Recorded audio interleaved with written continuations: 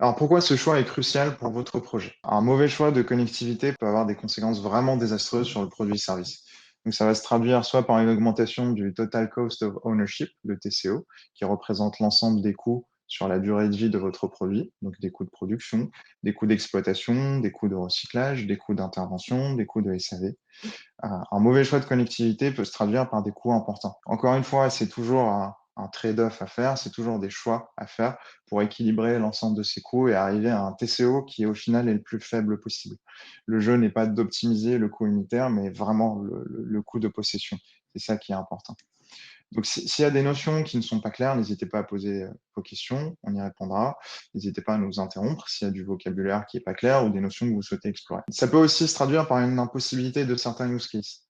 Typiquement, si on a besoin de faire des mises à jour de produits et que la connectivité ne le permet pas, on va se priver de tout un tas de fonctionnalités qu'on aimerait déployer au fur et à mesure de l'évolution du produit durant sa vie. Donc, c'est quelque chose qu'il faut prendre en compte dès le début. Ça peut se traduire également par une impossibilité ou une utilisation limitée du produit à l'international. Euh, le déploiement d'objets connectés à l'international est une question assez complexe qui a plein de ramifications. Ça peut être au niveau du hardware. Il faut que le hardware supporte les bandes de fréquences dans les pays dans lesquels vous allez déployer. Ça va être au niveau du roaming. Il faut que vos opérateurs ou les opérateurs de réseau que vous choisissez supportent le roaming ou supportent, enfin, en tout cas, aient des accords locaux avec les opérateurs dans les pays dans lesquels vous déployez. Et ce sont vraiment des choses à prendre en compte dès le départ. Ce sont des choses qui sont structurantes, qui peuvent modifier fondamentalement l'architecture de votre objet. Donc, c'est vraiment le genre de questions à se poser assez tôt. Ça peut avoir une influence assez négative sur la performance et la réactivité de votre produit. Quand on parle, par exemple, de latence, si l'utilisateur final a une interaction directe avec le produit, il faut que les latences soient acceptables. Donc là, pareil, on va devoir se poser des questions sur quelle est la latence acceptable pour l'application et l'usage de mon objet. Et puis ensuite, l'une des conséquences les plus importantes, ça va être une autonomie réduite. Et là, pareil, ça dépend des cas d'usage, mais c'est extrêmement important de réfléchir à la connectivité avec en tête un objectif d'autonomie. Les questions à se poser. Il faut commencer par les usages. Quels sont les usages souhaités par votre objet? Comment les utilisateurs vont interagir avec l'objet? Ça, c'est vraiment majeur, c'est le plus important. Comme vous l'avez vu, on va avoir des différences de latence, on va avoir des différences d'acquittement, on va avoir des différences de portée qui vont être vraiment déterminantes et les premiers grands axes de choix vont être amenés par les questions d'usage. Donc c'est vraiment majeur, c'est par là qu'il faut commencer et c'est avec ça qu'il faut finir quand on a choisi, vraiment reboucler, vérifier qu'on couvre tous nos usages actuels et futurs avec la connectivité qu'on a choisie. Ensuite, dans quel environnement évolue l'objet? Est-ce qu'on est en urbain, en rural? Est-ce qu'on est en indoor, outdoor? Est-ce qu'on est en souterrain? Est-ce qu'on est dans des endroits qui sont reculés? Par exemple, des locaux techniques, des choses comme ça. Euh, Pareil, ça va donner des grandes orientations sur les réseaux à choisir et ça va nous permettre surtout d'aller voir et discuter avec les opérateurs de ces réseaux, euh, voir s'ils couvrent les zones dans lesquelles on sera déployé.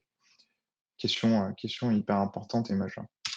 Quelle est la quantité et la fréquence des données à communiquer par jour?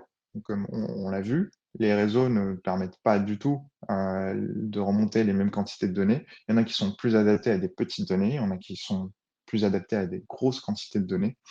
Et de la même manière, la fréquence. Est-ce qu'on a besoin d'avoir des flux continus ou est-ce qu'on peut avoir des émissions périodiques, par exemple une fois par heure, une fois toutes les 10 minutes, une fois toutes les... Donc ça, c'est des limites des réseaux à prendre en compte et ça va aussi donner quelques orientations. Votre objet sera-t-il mobile ou fixe? Donc on l'a vu tout à l'heure. Certains réseaux sont adaptés pour l'un ou l'autre. Donc c'est aussi une question très importante. Dans quel pays sera utilisé le produit? Pareil pour des questions de roaming. Euh, et cette question est beaucoup plus valable et beaucoup plus importante quand on est sur des objets mobiles à l'international. Typiquement des cas de logistique, où on va partir d'Espagne et on va traverser toute l'Europe. Il faudra se poser la question de est-ce que mon objet est capable de parler dans chacun de ces pays et est-ce que mon opérateur me couvre dans chacun de ces pays? Et est-ce que le réseau peut gérer la transition à chaque frontière? C'est vraiment des questions dimensionnantes pour l'architecture du produit. Est-ce qu'une prise en main à distance sera nécessaire pour le produit? Dans quel délai? Une prise en main à distance, on va parler de commande, de reconfiguration, de mise à jour, de diagnostic pour le SAV, ce genre de choses. Typiquement, comme on l'a dit tout à l'heure, Sigfox et LoRa ne sont pas des réseaux qui permettent ce genre de choses. On n'a pas de connexion à une station de base.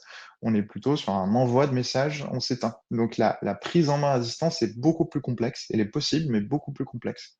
Donc il faudra se poser la question de ça aussi. Et puis ensuite, toutes les autres contraintes, dont les plus importantes, quelle est l'autonomie souhaitée? Quelle est la source d'énergie à utiliser? Est-ce qu'on va être sur batterie? Est-ce qu'on va être alimenté par secteur? Et quel est le coût total de possession, donc le TCO max, que mon business plan permet?